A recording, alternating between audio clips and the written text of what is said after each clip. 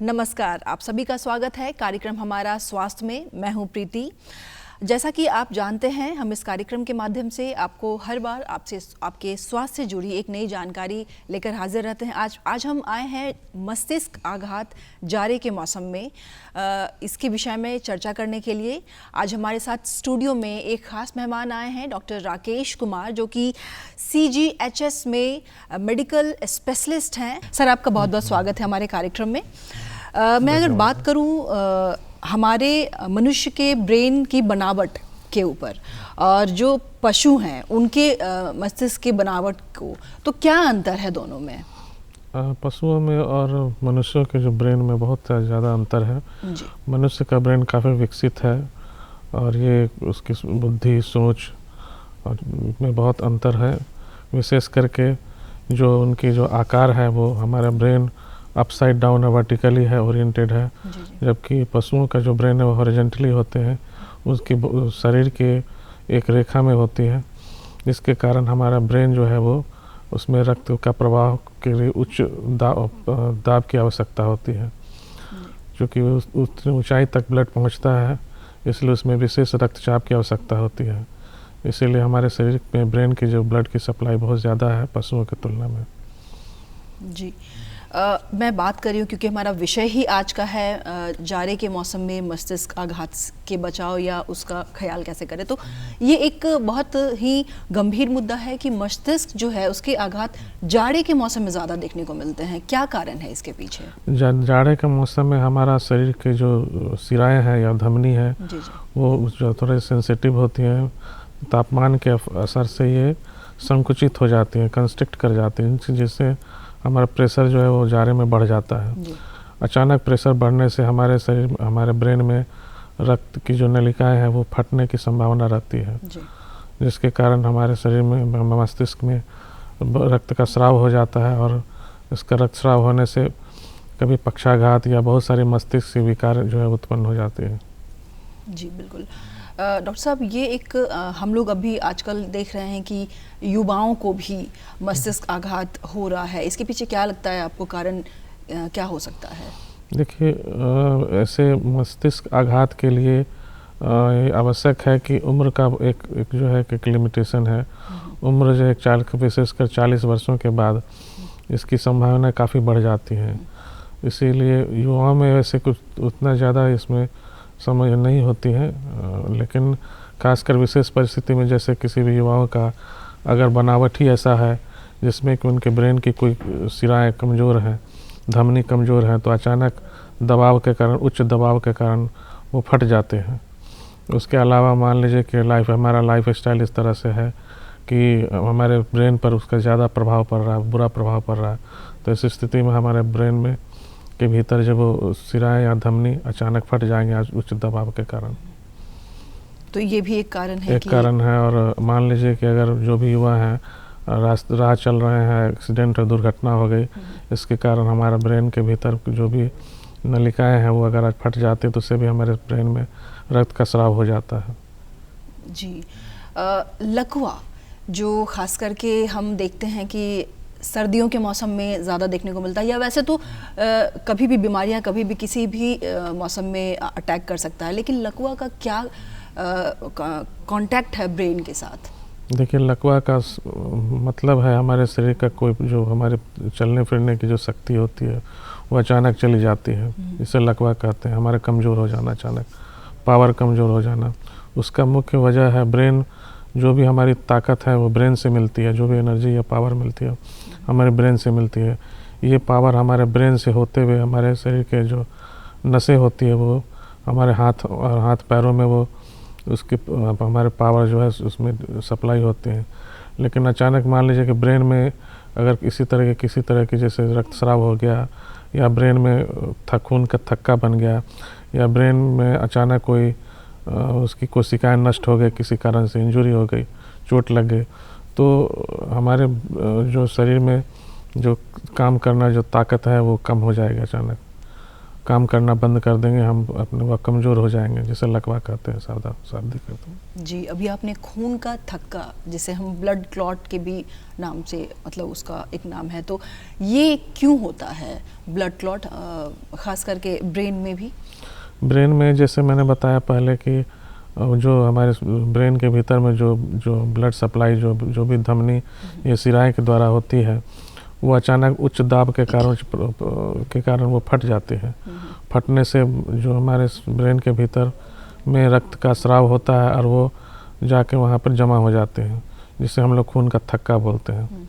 ये थक्का हमारे मस्तिष्क के भीतर में प्रेशर क्रिएट करते हैं, दबाव डालते हैं, जिससे हमारे कोशिकाओं की ऑक्सीजन की सप्लाई में रुकावट डालते हैं, जिससे हमारे न्यूरॉन्स जो होती है वो काम करना बंद कर देते हैं, नष्ट हो जाते हैं।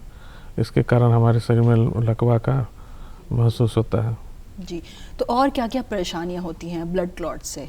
ब्लड क्लॉट से परेशानी हो सकती है हमारे शरीर में, ब्रेन के भीतर में प्रेशर बढ़ने से उल्टियाँ होंगी, हमारे आँखों की रोशनी जा सकती है, आवाज़ हमारी जो है वो जा सकती है, हमारे शरीर में अचानक किसी भाग में सेंसेशन या उसकी जो संवेदना हुई होती है वो अचानक कम चली जाती हैं, या और भी कई हमारे शरीर के जो मेन कंट्रोल है, जैसे हमारे मल त्याग की जो है वो कंट्रोल करने की होती है, या यूरिन पास करने की जो शक्ति होती है, रोकने की शक्ति होती है, वो अचानक चली जाती है।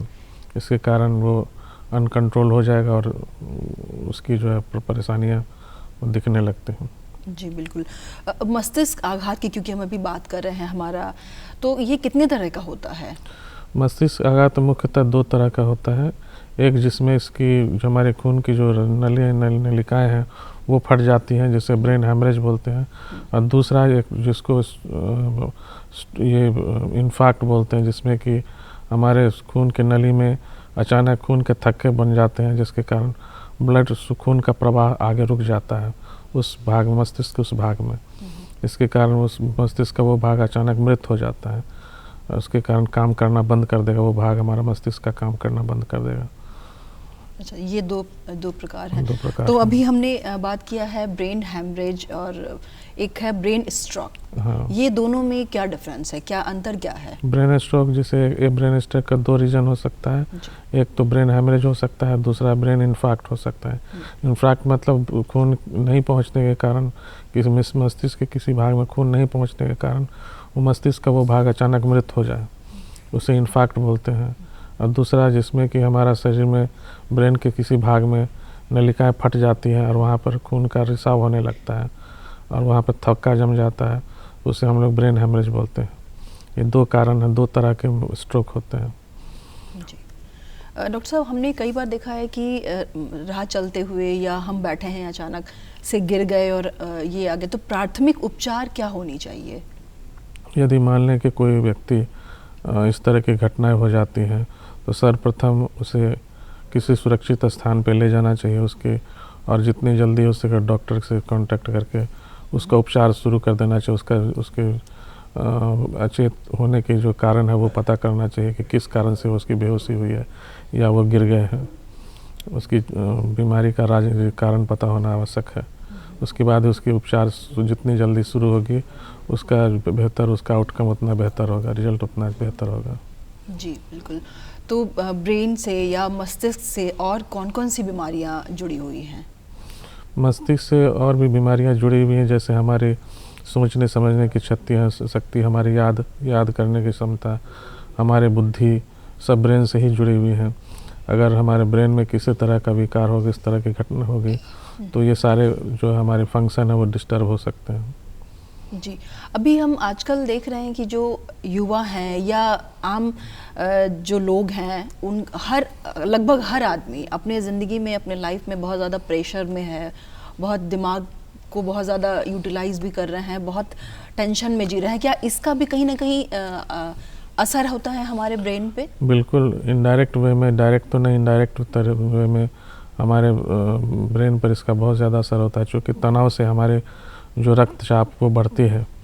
तो अचानक मान लीजिए कि तनाव काफ़ी ज़्यादा बढ़ जाने के कारण अचानक हमारे प्रेशर जो है वो बहुत ज़्यादा हो जाएगा और वो खून की नलिकाएं उस दबाव को नहीं झेल पाएंगे और वो फट जाएंगे। तो हमें स्ट्रेस का, तनाव का हमारे जो ब्रेन पर बहुत ज़्यादा असर होता है। तो कैसे हमें अपने जीवन, क्योंकि जीवन शैली अभी आपने कहा ये बहुत मायने रखती है हमें, तो हम कैसे विशेष करके जाड़े के मौसम में हमें अपने रक्तचाप का नियमित जांच करवाते रहना चाहिए, ठंड से बचना चाहिए, संतुलित भोजन करना चाहिए, तनाव से दूर रहना चाहिए और नियमित रूप से हेल्थ चेकअप करवाते रहना चाहिए। कोई ख़ास उम्र सीमा भी है क्या कि ये एक ख़ास उम्र के बाद हम दर्शकों को भी बताना चाहेंगे कि कब उनको ध्यान देना चाहिए? हाँ, विशेषकर 40 के बाद हमारे शरीर में बहुत सारी परिवर्तन होते, चेंजेज होते हैं, जिसमें कि इस रक्तस्राव की या स्ट्रोक की जो इंसिडेंस काफ़ी बढ़ जाते हैं।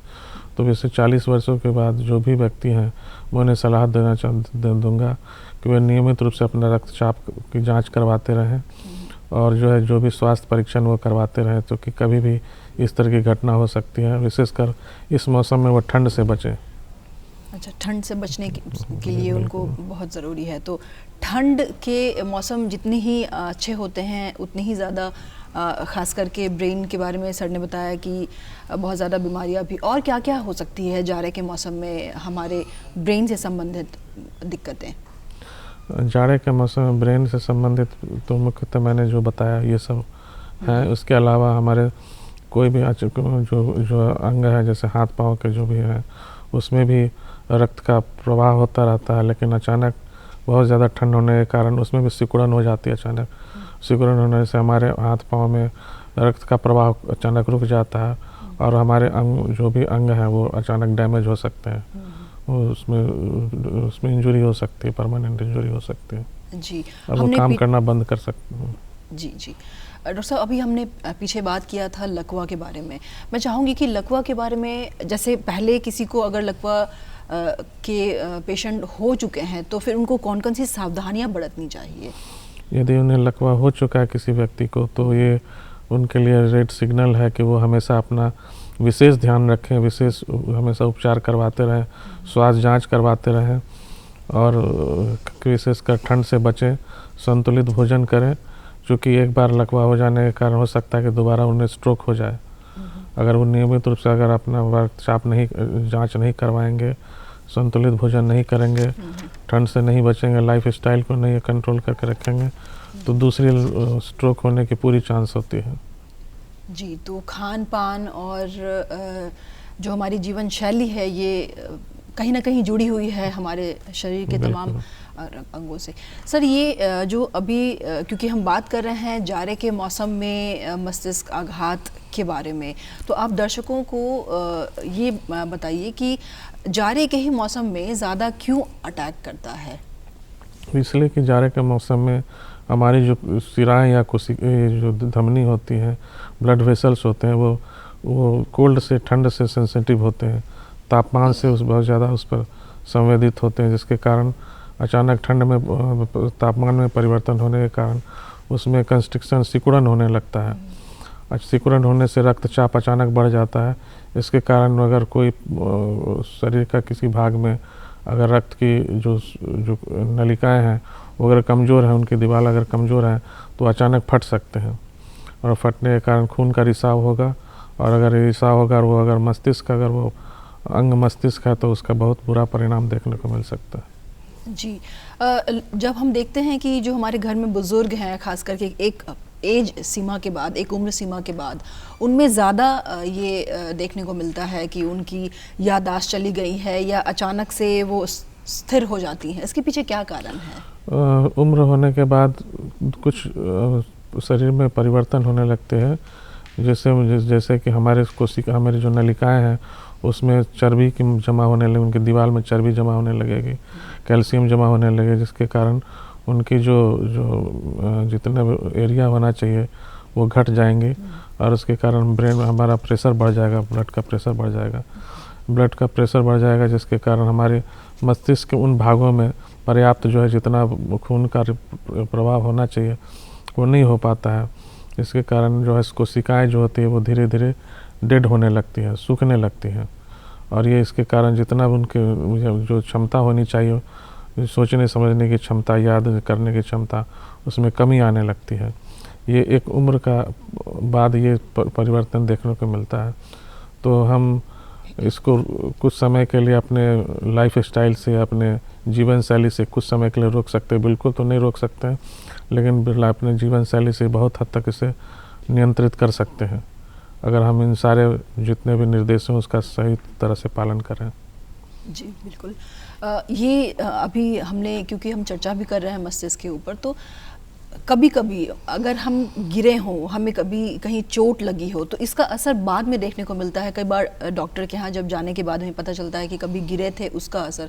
तो क्या बचपन में गिरे या कभी कदाल चोट लगी हो कहीं, तो उसका असर ब्रेन पे बाद में आ सकता है? ऐसा देखने को मिलता है कि यदि अगर ब्रेन मस्तिष्क में बचपन में कभी चोट लगा हो, कुछ ज़्यादा उसका असर हुआ हो और वो बाद में ठीक हो गया हो, तो बाद में चलकर सिर दर्द की समस्या कभी कभी होती है, चक्कर कराना, ये सब समस्या हो सकती है। एक मुख्य जो परेशानी देखने को मिलती है वो होती है मिर्गी की समस्या। जिन्हें अगर बचपन में चोट लगा हो तो जो मिर्गी के रोगी होते हैं, बहुत सारे मिर्गी के रोगी में देखा पाया गया है कि उन्हें बचपन में चोट लगा है, ब्रेन में चोट लगा, इसके कारण उन्हें मिर्गी का दौरा पड़ने लगा है। तो इस तरह की कुछ समस्या होती है जो चोट लगने के कारण होती है। तो अगर इस तरह का अगर कोई लक्षण अगर बाद में मिलता है तो उसके हिस्ट्री में जाने पर पता चलता है कि हाँ, ब्रेन में कभी, मस्तिष्क में कभी चोट लगा जिसके कारण ये सब तकलीफ़ हो रही है। जी, क्योंकि अभी आपने मिर्गी की बात की है, ये एक बहुत प्रमुख रोग भी है जो ज़्यादातर देखने को मिलता है। इसके बारे में कुछ ज़्यादा थोड़ा डिटेल बताइए आप। देखिए, मिर्गी एक ऐसी बीमारी है जिसमें कि हमारे शरीर अचानक अकड़ जाएगा, लोग बेहोश हो जाते हैं, बेहोश हो तो उनकी जो चेतना है वो चली जाएंगी, वो अनकॉन्शियस हो जाएंगे, सर मुँह से झाग निकलने लगता है कभी कभी, और कभी कभी वो जीभ कट जाती है, सांसों में तकलीफ होने होती है, और उस समय देखें मल मूत्र भी त्याग देते हैं, उल्टी हो जाती है। इस तरह की जो है देखने को जो सामान्यतः मिर्गी का रोग देखने को मिलता है। तो ये मिर्गी के रोग विशेष करके स्ट्रोक वाले केस में भी ज़्यादा मिलता है। अगर किसी को स्ट्रोक हुआ है तो उनमें मिर्गी का रोग होने का चांस बढ़ जाता है भविष्य में, कि बाद में मिर्गी का दौरा पड़ सकता है। तो उन्हें हमेशा चिकित्सक के संपर्क में रहना चाहिए, और इस तरह की तकलीफ़ कभी भी हो सकती है, इस जानकारी में रहना चाहिए कि हाँ ऐसा हमें हो सकता है, और चिकित्सक से इसके बारे में हमेशा बताते रहना है, उसे स्वास्थ्य परीक्षण करवाते रहना है। जी, यानी कि जो बचपन में या जो इस तरह की जो समस्याएं हैं उससे निजात पाने के लिए हमें अपने ऊपर ध्यान देने की बहुत आवश्यकता है। डॉक्टर साहब, अभी मैं ये जानना चाहूँगी कि कभी कभी कोई जो बीमारी होती है ख़ास, वो जेनेटिकली भी होती है, हमें हिस्ट्री में, हमारे फैमिली हिस्ट्री से भी मिलता है। क्या कहीं ब्रेन की समस्या भी जेनेटिकली आ सकता है? बिल्कुल, बहुत सी ऐसी बीमारियां हैं जो कि जेनेटिकली डिटरमाइंड होती हैं। आनुवांशिक अवगुणों का प्रभाव उनके मस्तिष्क, उनके ब्रेन के स्ट्रक्चर पे पड़ता है, उनके डेवलपमेंट या उनके विकास पे पड़ता है। बहुत सारी जो है बीमारियां हैं जिनका कारण अंत में वो जेनेटिक ही होता है। बहुत सारी बीमारियां हैं, ब्रेन की बीमारियां हैं जिसके पीछे आनुवांशिक कारण ही उसका रहा है। ऐसे बीमारी बहुत हद तक जो है उसकी सुधार नहीं हो सकती है, क्योंकि वो जेनेटिकली डिटरमाइंड होती हैं, इसलिए जीन को तो बदला नहीं जा सकता है। लेकिन हाँ, हम इस तरह की बीमारियों को कुछ हद तक रोकथाम कर सकते हैं, सावधानी रख करके इसको रोकथाम कर सकते हैं, लेकिन समय पर उसका उपचार कराएं और यह नियमित रूप से दवा लें। जी बिल्कुल।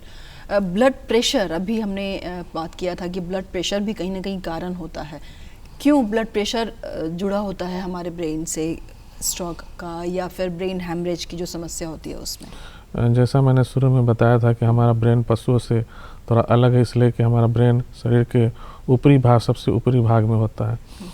तो ऊपरी भाग में होने के कारण हमारे ब्रेन में ब्लड पहुंचने के लिए ज़्यादा प्रेशर की ज़रूरत होती है, इसलिए ब्रेन में प्रेशर ज़्यादा हमेशा रहता है पशुओं की तुलना में।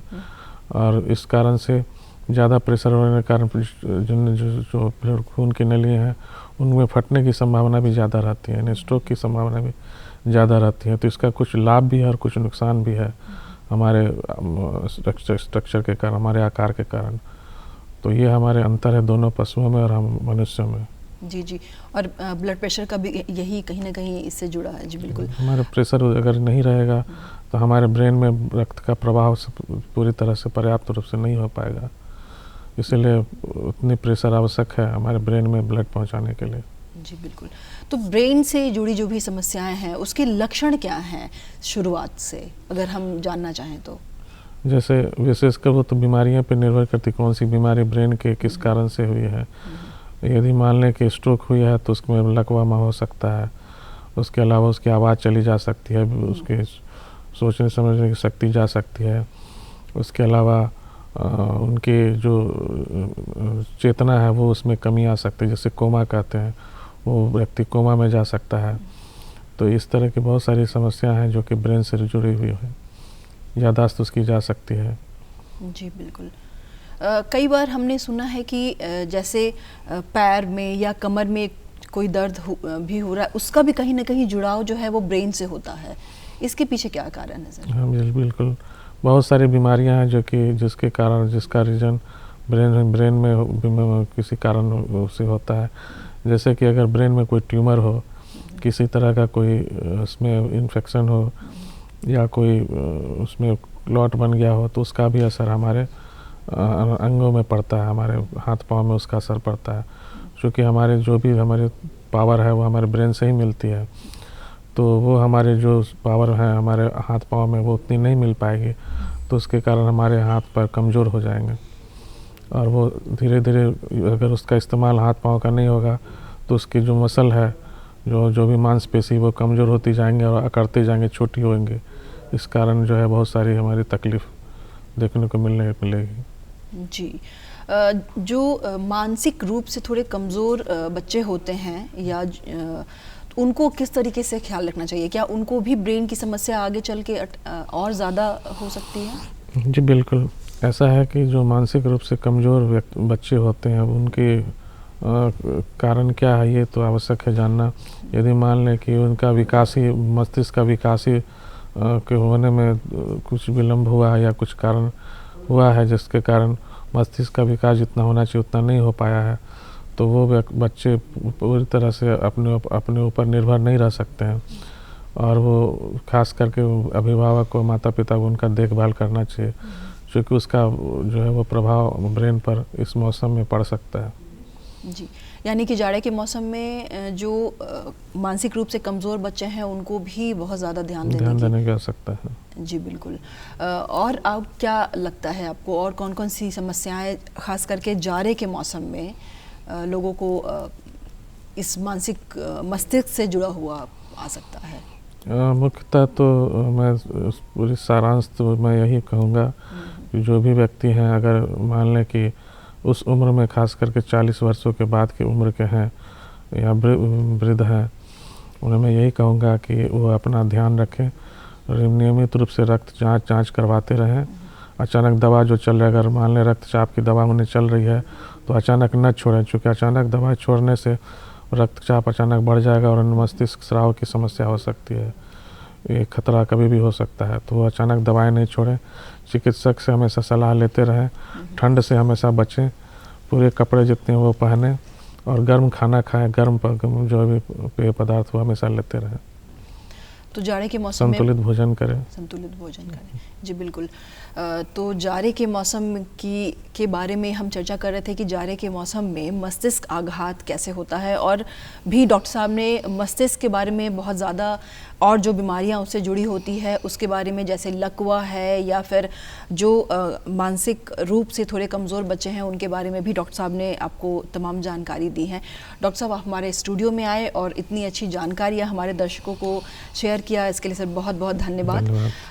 मैं आपसे भी ये कहना चाहूँगी कि जाड़े के मौसम में यूँ तो बहुत ज़्यादा बीमारियाँ हमें अटैक करती है, जैसे सर्दी ज़ुकाम इस तरह की, लेकिन हमने कई बार देखा है कि मस्तिष्क आघात, जिसे हम ब्रेन हेमरेज या ब्रेन स्ट्रोक की जो समस्या है, ये ज़्यादा देखने को मिलते हैं इसके लिए बहुत ही केयरफुल, बहुत ही अपना ख्याल रखिए, ख़ास करके जीवन शैली को बहुत ही एक बैलेंसिंग रूप से बनाइए, तभी हम स्वस्थ रहेंगे। तो अपनों का देखभाल रखिए और अपना भी देखभाल रखिए, योग को अपनाइए अपने जीवन में। इसी के साथ मैं आज का ये अंक यही समाप्त करती हूँ। अगले अंक में एक स्वास्थ्य से जुड़ी नई जानकारी के साथ मैं फिर से हाजिर होंगी। तब तक के लिए नमस्कार।